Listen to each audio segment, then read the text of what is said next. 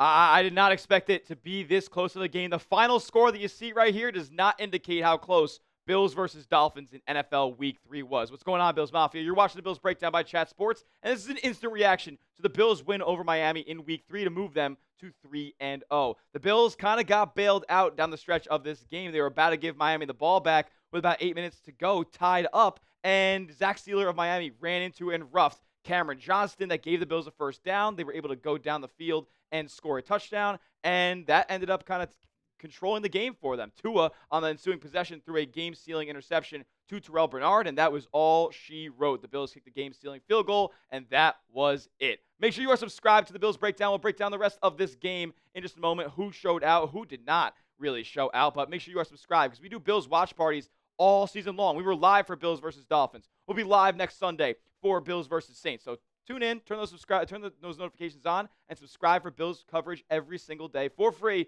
right here on YouTube. Okay, it wasn't very pretty by the Buffalo Bills. And just by the statistics that you see on screen, yeah, you'd say that the Bills, thoroughly outplayed the Dolphins in this game. That's not really the case. As far as the first 12 third downs that the Dolphins had in this game, they completed 8 of them, and they were a total 10 of 15 on the night. That is a 67% clip for your opponent converting on third down. That is unacceptable. And for the Bills, they were going into this game the best third down defense in the NFL because the Jets had not gotten one in week 2.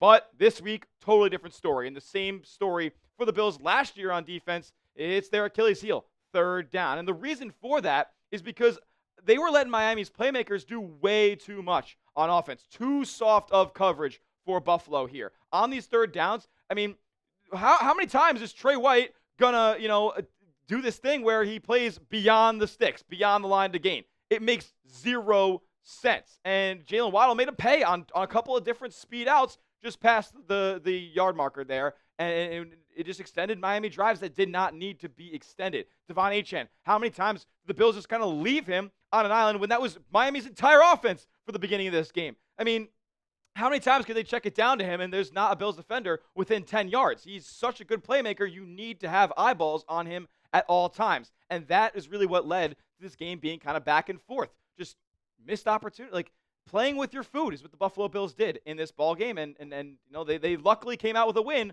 but against better teams with more talent on their along the line of scrimmage, you're going to lose that game. Because, look, let's be honest, the Dolphins' offensive line was not all that great. The Bills didn't really get a ton of pressure on Tua Tagovailoa. I don't even think that they sacked him in this game. So you play with your food too much. Where was Joey Bosa tonight? He was nowhere to be found. He's not going to play like a superhuman every single ball game, but the Bills defense needs to tighten up here. Play a little bit more aggressive and just stop having these guys, put yourself in a situation where you're in a must-win drive against the Miami Dolphins. It doesn't need to happen. Shout out to Terrell Bernard, though. He did make the game-winning play in this one. Had that interception on Tua, took it into Dolphins territory, set the Bills up for a game-sealing field goal with under a minute left. Had 7 tackles, but a couple of missed tackles out there as well. They were missing Matt Milano in this game. He could be missing it for the next couple of weeks, but Terrell Bernard, I feel like, stepped up and did some good stuff. And I had a tackle for loss as well. He's wearing the green dot out there. He's your captain on the defensive side, and we needed him to make a play tonight. He absolutely did.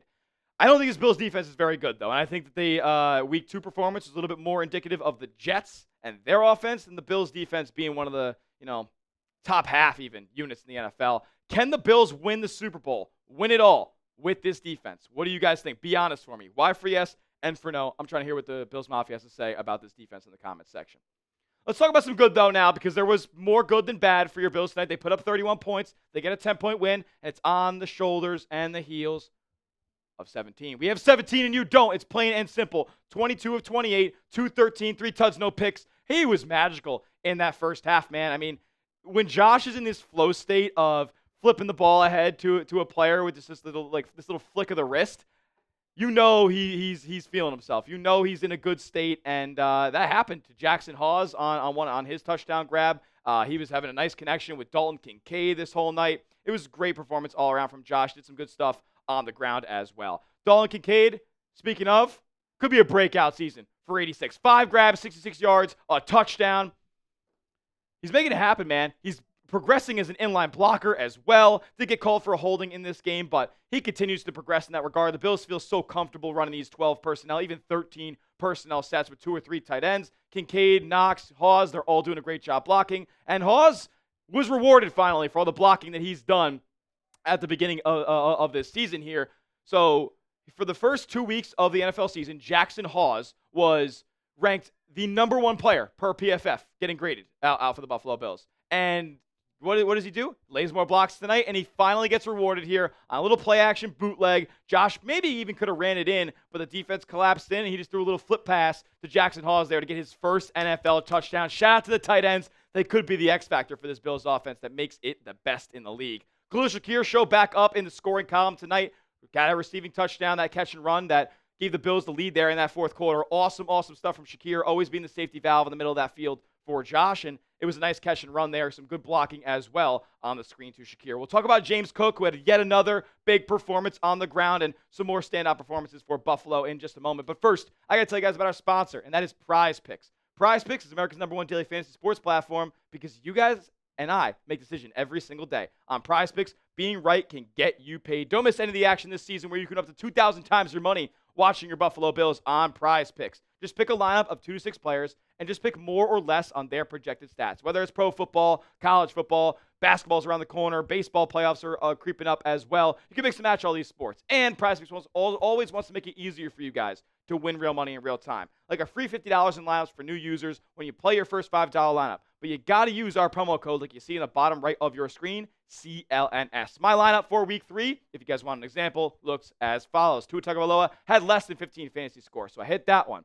Keon Coleman, unfortunately, did not have more than 44.5 receiving yards. A little bit of a stock down game for Coleman, so I missed out on that one. Jalen Waddle did have more than 2.5 receptions, and James Cook did his job for me on the ground as well. Tail my picks or fade them, just do it at Prize Picks. Download the app today and use the promo code CLNS for $50 in lineups after you play your first $5 lineup. Don't worry, you don't have to win that lineup to receive the $50. It's guaranteed. That's code CLNS for $50 in lineups after you play your first $5 lineup. Prize Picks. It's good to be right. I may have been underselling it when I said that James Cook could be, I don't know, top 10. He might be top 7, top 6 running back in the league. The stats don't lie. And it's not just these box score stats. 19 carries, a $108, 5.7 yards a touch, and a touchdown. James Cook addicted to the end zone, by the way. He continues to be on a crazy pace scoring touchdowns once again this season. But it's the yards after contact. NFL threw up a stat on Amazon Prime during the game where next-gen stats. James Cook is 4th in the NFL in yards after contact and 3rd in the NFL in yards per rush after contact. So this guy just does an excellent job. And I'll credit the offensive line. They give him holes to run. But when he gets to that second level and when the linebackers have their first contact with James Cook or a safety, he's probably going to shed that first tackler. And he makes a lot of big plays for the offense because of it. Love James Cook. Love what he's been doing after this contract extension. The money is well worth it. And if he gets in the end zone every week, I'm going to have a big smile on my face. Love James Cook. Elijah Moore. I mean, this guy's a featured player in the Bills' offense. I know, 2 catches, 30 yards, not like anything that crazy. But how often are we seeing this guy on the field out there, man? A lot. So good to see out of Elijah Moore there, continuing to be a factor in this Bills' offense. Shout out to Tyrell Shavers. Awesome stuff here, man. Makes the Bills 53-man roster. And on running downs, he is in there a lot as the receiver split out wide. Set some great seals for James Cook during this game, and he had a couple rewards because of it. They hit him in the flat. He took for like 15 yards. He had another nice sit down in the soft zone where he got a nice catch, a pass receive from Josh Allen for about 8 yards and a first down. So 2 first downs for Tyrell Shavers here, moving the chains and making an impact for your Buffalo Bills, man. I do want to talk a little bit about Keon Coleman for a second because he did not inspire me all too much in this game. He had a nice target from Allen, got some separation, or he was getting kind of pushed around actually by a Dolphins DB, and he was able to turn and face and get it square to the football, and just didn't bring it in. And Keon Coleman, I need on this Bills roster to be better than that. That's the type of improvements we need to see. Physicality at the catch point. We can't allow Dolphins defensive backs to be pushing us around. They're the worst defensive backs in the league. So how are we going to fare against the better secondaries in the NFL, Keon?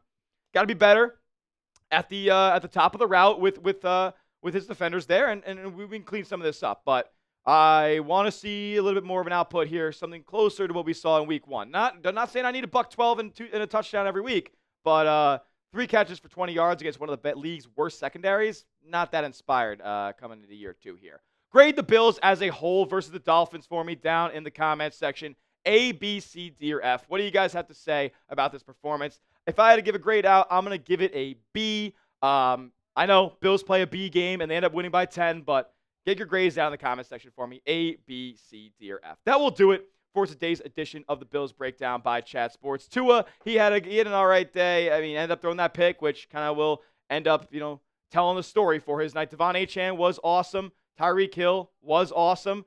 Going to need to be a little bit more concerned about some coverages there. That Tyreek touchdown coming all the way across the field, like you probably want, you want Maxwell Harrison in for that kind of matchup there. So unfortunate that you get caught on that route, but you're going to have Maxwell Harrison eventually. So the Dolphins' speed did kind of beat you in a couple different areas tonight, but you were able to do enough on the offensive side of the ball to go out there and get the win. Tua, you had him struggling. It was just check down city for him all day, and he didn't really have to do much throwing the ball down the field. So shout out to the Bills playing deep coverage and limiting Dolphins' big plays, at least through the air. On the ground and these check down plays, they kept everything in front, but I need a little bit more aggressiveness to stop limiting those and keep the Dolphins in these types of games. Make sure you are subscribed to the Bills Breakdown. That will do it. Give me a follow over on Twitter as well. I'll be providing free Bills content all season long right here at the Bills Breakdown. At Tyler J. Smith on Twitter. 2 H's because the name's pretty common, but I am not. And make sure you are subscribed to the channel. YouTube.com/BillsNews. We'll see you guys in the next one. Another video tomorrow morning.